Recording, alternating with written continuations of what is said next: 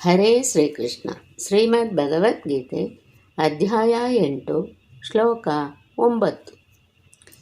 ಕವಿಂ ಪುರಾಣಮನುಶಾಸಿತಾರಂ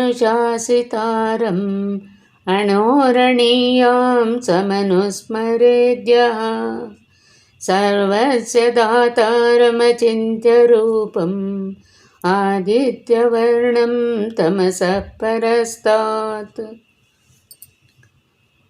ಎಲ್ಲವನ್ನೂ ಬಲ್ಲವನು, ಎಲ್ಲಕ್ಕಿಂತ ಮೊದಲಿದ್ದವನು, ಎಲ್ಲರ ಒಡೆಯ, ಅಣುವಿಗಿಂತ ಅಣು, ಎಲ್ಲವನ್ನೂ ಹೊತ್ತು ಸಲಹುವವನು, ಬಗೆಗೆ ನಿಲುಕದ ನಿಟ್ಟಿನವನು, ಸೂರ್ಯನಂತೆ ಬೆಳಗುವವನು, ಕತ್ತಲಿನಾಚೆಗಿರುವವನು, ಹೀಗೆಂದು ಅವನನ್ನು ಸ್ಮರಿಸುವವನು ಅವನನ್ನೇ ಸೇರುತ್ತಾನೆ. ನಮ್ಮ ಅಂತರ್ಯಾಮಿ ಭಗವಂತನನ್ನು ಧ್ಯಾನ ಮಾಡುವಾಗ ಅನುಸಂಧಾನ ಮಾಡಬೇಕಾದ ವಿಷಯಗಳನ್ನು ಕೃಷ್ಣ ಇಲ್ಲಿ ಬಿಡಿಸಿ ಬಿಡಿಸಿ ಹೇಳುತ್ತಾನೆ. ಕೃಷ್ಣ ಹೇಳುತ್ತಾನೆ, ಭಗವಂತನನ್ನು ಕವಿ ಎಂದು ಉಪಾಸನೆ ಮಾಡು. ಇಲ್ಲಿ ಕವಿ ಎಂದರೆ ಸರ್ವಜ್ಞ ಎಂದರ್ಥ. ನಮಗೆ ಮೊದಲು ಬೇಕಾಗಿರುವುದು ಜ್ಞಾನ. ಜ್ಞಾನವಿಲ್ಲದೆ ಆನಂದವಿಲ್ಲ. ಇದಕ್ಕಾಗಿ ಭಗವಂತನಲ್ಲಿ ಮೊದಲು ಅರಿವನ್ನು ಬೇಡಬೇಕು. ಎರಡನೆಯದಾಗಿ ಭಗವಂತನನ್ನು ಪುರಾಣಂ ಎಂದು ಉಪಾಸನೆ ಮಾಡು ಎನ್ನುತ್ತಾನೆ. ಕೃಷ್ಣ ಪುರಾಣ ಎಂದರೆ ಎಲ್ಲಕ್ಕಿಂತ ಮೊದಲಿದ್ದವ ಮತ್ತು ಸರ್ವಕಾಲದಲ್ಲೂ ಏಕಪ್ರಕಾರನಾಗಿರುವವ, ನಮ್ಮ ಪುರದೊಳಗೆ ಕೂತು ಪ್ರತಿ ಕ್ಷಣದಲ್ಲಿಯೂ ನಮ್ಮನ್ನು ನಿಯಂತ್ರಿಸುವವ ಎನ್ನುವ ಅನುಸಂಧಾನ. ಮೂರನೆಯದಾಗಿ ಭಗವಂತ ಅನುಶಾಸಿತಾರಂ ಅಂದರೆ ಪ್ರತಿಯೊಂದನ್ನೂ ಕೂಡ ನಿಯಮನ ಮಾಡುವವನು.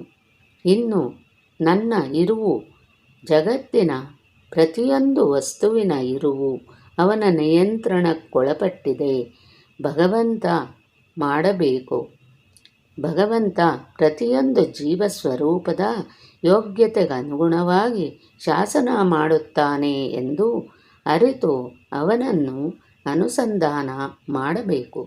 ಸಮಸ್ತ ಬ್ರಹ್ಮಾಂಡದಲ್ಲಿ ತುಂಬಿದ ಆ ಭಗವಂತನೇ ಅಣುವಿಗಿಂತ ಅಣುವಾಗಿ ಜೀವಸ್ವರೂಪದ ಒಳಗೂ ಪೋಷಣೆ ಮಾಡುವ ಶಕ್ತಿ.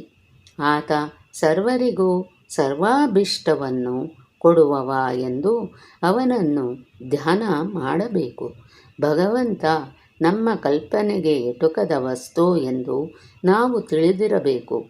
ಆತನದು ನಮ್ಮ ಮಾತು ಮನಸ್ಸಿಗೆ ಮುಟ್ಟದ ರೂಪ. ಧ್ಯಾನದಲ್ಲಿ ಜೀವಸ್ವರೂಪದ ಕಣ್ಣಿನಿಂದ ಭಗವಂತನನ್ನು ನೋಡಿದರೆ ಆತ ಉದಿಸುವ ಸೂರ್ಯನಂತೆ ಕಾಣುತ್ತಾನೆ. ಆತನ ಬಣ್ಣ ಪ್ರಕೃತಿ ನಿರ್ಮಿತವಾದ ಬಣ್ಣವಲ್ಲ, ಅದು ತ್ರಿಗುಣಾತೀತವಾದ ಎಂದೂ ಅಳಿವಿರದ ಆಹ್ರಾಕೃತ ಬಣ್ಣ. ಹೀಗೆ ಭಗವಂತನನ್ನು ತಿಳಿದು ನಿರಂತರ ಚಿಂತನೆ ಮಾಡುವವ ತನ್ನ ದೇಹ ತ್ಯಾಗ ಮಾಡುವಾಗ ಭಗವಂತನನ್ನೇ ನೆನೆದು ಭಗವಂತನನ್ನು ಸೇರುತ್ತಾನೆ.